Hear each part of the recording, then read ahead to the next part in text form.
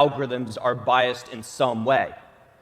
But all the evidence is suggesting that we're pretty bad at understanding that on a subconscious level. Take, for example, the growing perception gap in America. We keep over and overestimating how extreme other people's political beliefs are, and this is only getting worse with social media because algorithms show us the most extreme picture of reality.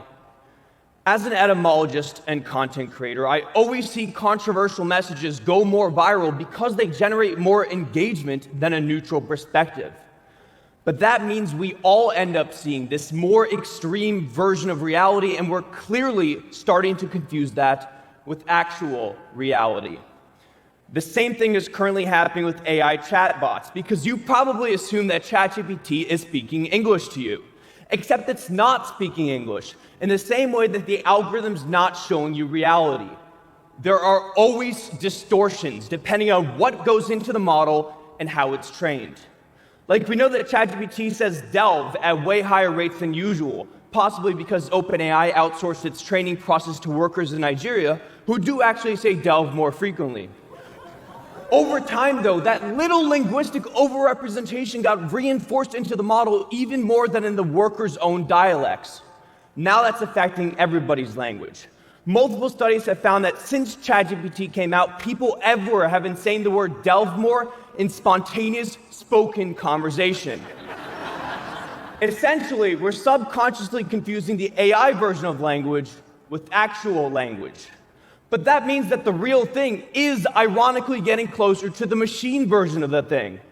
We're in a positive feedback loop with the AI representing reality, us thinking that's the real reality, and then regurgitating it so that the AI can be fed more of our data. You can also see this happening with the algorithm through words like hyperpop, which wasn't really part of our cultural lexicon until Spotify noticed an emerging cluster of similar users in their algorithm. As soon as they identified it and introduced a hyperpop playlist, however, the aesthetic was given a direction.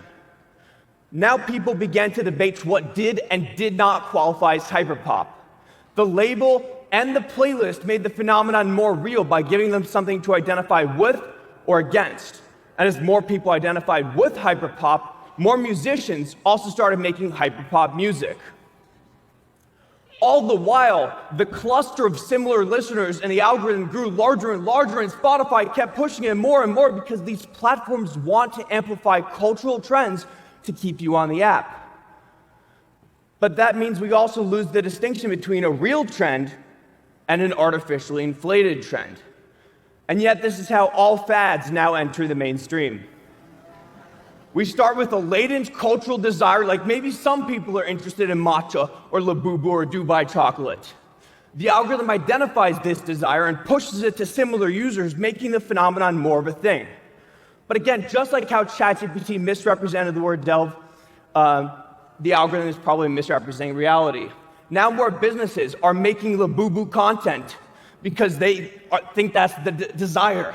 More influencers are also making labubu trends because we have to tap into trends to go viral. And yet, the algorithm is only showing you the visually provocative items that work in the video format.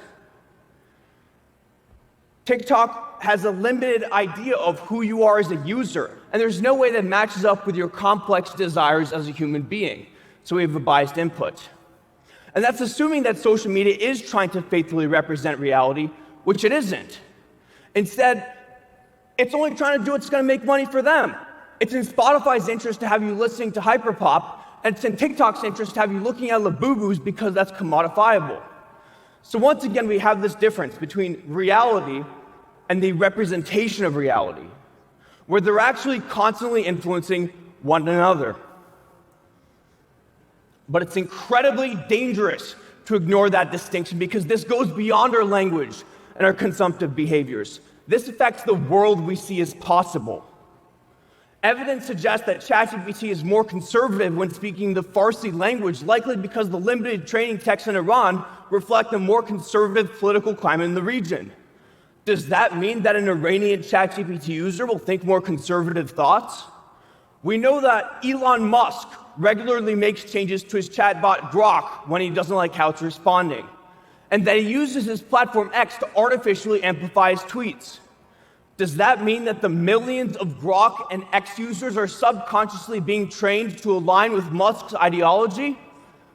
We need to constantly remember that these aren't neutral tools. Everything that ends up in your social media feed or in your chatbot responses is actually filtered through many layers of what's good for the platform, what makes money, and what conforms to the platform's incorrect idea about who you are. When we ignore this, we view reality through a constant survivorship bias, which affects our understanding of the world.